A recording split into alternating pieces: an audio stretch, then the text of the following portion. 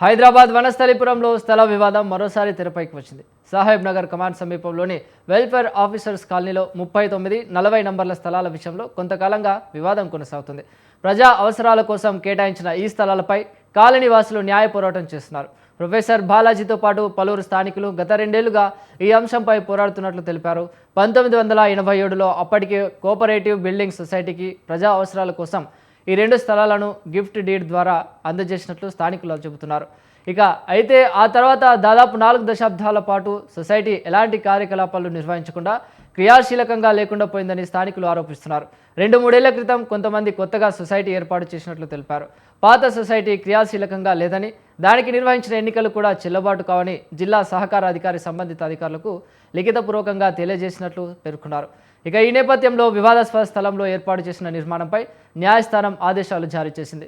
నిర్మాణాన్ని తొలగించాలని కోర్టు ఆదేశించడంతో అధికారులు చర్యలకు ఉపక్రమించారు. కోర్టు ఆదేశాలను గౌరవిస్తూ నిర్మాణాన్ని తొలగించే ప్రక్రియను ప్రారంభించినట్లు అధికారులు తెలిపారు. అయితే నిర్మాణ పనులు కొనసాగించిన పక్షంలో ఆ విషయాన్ని కూడా న్యాయస్థానం దృష్టికి తీసుకువెళ్లి కోర్టు తదుపరి ఆదేశాల మేరకు చర్యలు చేపడతామని స్పష్టం చేశారు.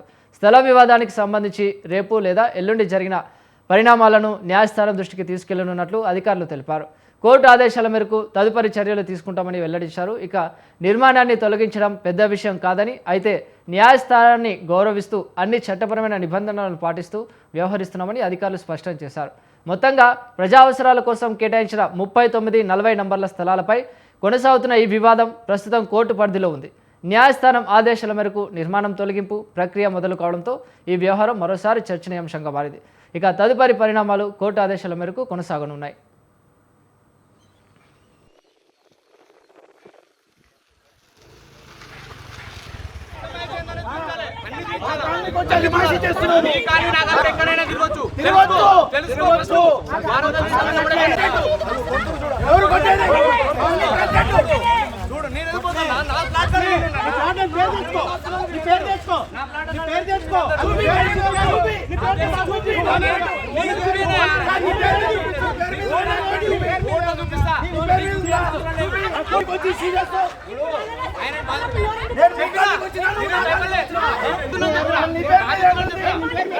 అయితే ఈ అక్రమార్కులు ఏం చేశారంటే 1987 లేఅవుట్ అండి. లేఅవుట్ లో మీకు చట్ట ప్రకారంగా మీకు గిఫ్ట్ డీడ్ అని ఉంటుంది. Society for gift deed. Gift deed అంటే ఒక సొసైటీకి రిజిస్ట్రేషన్ అయిన దాన్ని కామన్ పర్పస్ అంటే ఎమ్యూనిటీస్ అయినా పబ్లిక్ పర్పస్ మాత్రమే వాడాలి. పబ్లిక్ ప్లేస్ వాడాల్సిన దాన్ని ఈ మొత్తం వీళ్ళని ప్రైవేట్ అవుతుంది. ఒకసారి పబ్లిక్ ప్లేస్ ని ప్రైవేట్ చేయకూడదు, కానీ వీళ్ళు సెక్షన్స్ అన్ని మార్చుకొని ఒక ఫేక్ సొసైటీ, ఈ సొసైటీ అనేది లేదు, వీడు వైలేషన్ చేసి ఒక రిజల్యూషన్ చేసుకొని రిజల్యూషన్ నేను ఆర్టీ వేశాను. ఈ సొసైటీలో 40 సంవత్సరం ఉంది. ఒకేసారి భూమికి రెక్కలు రాగానే 40,000 గజం కాగానే దొంగ సృష్టించి వీళ్ళందరూ ఒక టీం ఏర్పడి మమ్మల్ని భయభ్రాంతం చేసి అయితే హైడ్రాక్ అన్ని తిరిగాం. అన్ని 28 శాఖలకు పంపించాను లెటర్లు తిరిగాం, చేసాం, కాళ్ళు చెప్పులు ఎరిగా జిహెచ్ఎంస్ అన్ని తిరుగుతూ మన బెదిరింపులు, ఇది రాదు చేయదని. సార్ రంగనాథ్ సార్ అప్పుడు హిట్ అయింది, పోయాము సార్. 400 ఫస్ట్ కేసు మాకే తీసుకున్నారు. ఈ రోజు దాకా సపోర్ట్గా ఉన్నారు. సార్ కూడా న్యాయం వెళ్ళారు. కోర్టు మిస్టేక్ కాకుండా కోర్టు ఆర్డర్ అనియండి, కోర్టును గౌరవించుకుంటూ వెళ్ళారు. ఈ రోజు అలా ఎప్పుడో డిమాలిషన్ అయ్యేది. సామరస్యంగానే వాళ్ళ దగ్గరికి వెళ్ళి కూడా చెప్పాము, సార్ లీగల్గా వెళ్తాము, మీ దగ్గర మేమేమన్నామంటే క్లారిటీగా క్లియర్ ఉంటే మీరు కన్స్ట్రక్షన్ స్టార్ట్ చేయండి అంటాం సార్. కానీ వినలేదు, స్టార్ట్ చేశారు.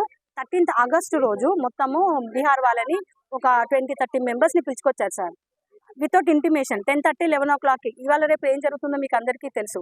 సో మా బాలయ్య సార్, ప్రెసిడెంట్ సార్ వచ్చి ఎందుకు వచ్చారు వీళ్ళు, ఎవరు మీరు అంటే అతని మీద దౌర్జన్యం పాల్పడారు సార్. ఆ రోజు మొత్తం డ్రింక్ చేసే ఉన్నారు. మేము లేడీస్ అందరం కూడా వచ్చాం సార్. ఇక్కడ ప్రేమ్నాథ్ సార్ అని మా గుడి చైర్మన్ సార్ ఉన్నారు. ఆ సార్ లేకుండా ఉంటే మాత్రం మా బాలయ్య సార్ మీద మాత్రం దాడికి పాల్పడేవాళ్ళు. సో మళ్ళీ నెక్స్ట్ డే వెళ్ళి మేము కంప్లైంట్ ఇవ్వడానికి వెళ్ళాం సార్. కానీ అక్కడ రిసీవ్ చేసుకుంటలేరు, అంటే కరెక్ట్గా ప్రూఫ్ అడిగారు. మా దగ్గర ప్రూఫ్ లేకుండే అనమాట. సో మళ్ళీ నెక్స్ట్ డే ఏం చేసామంటే మేమే జానయ్య సార్ని పిలిచి కూర్చోబెట్టుకొని అడిగాం, సార్ ఇది చేయడం కరెక్ట్ కాదు కదా, మరి నైట్ ఇలా వచ్చి తాగేసి మీ ప్లాట్లోనే ఉన్నారంటే నాకు తెలియదు మేడం అన్నారు. ఇప్పుడు మనం officers colony, welfare officers colony అని వనస్థలిపురం దగ్గర సాహెబ్ నగర్ కలాన్ దగ్గర ఉన్నటువంటి ఏరియాలో ఉన్నాము.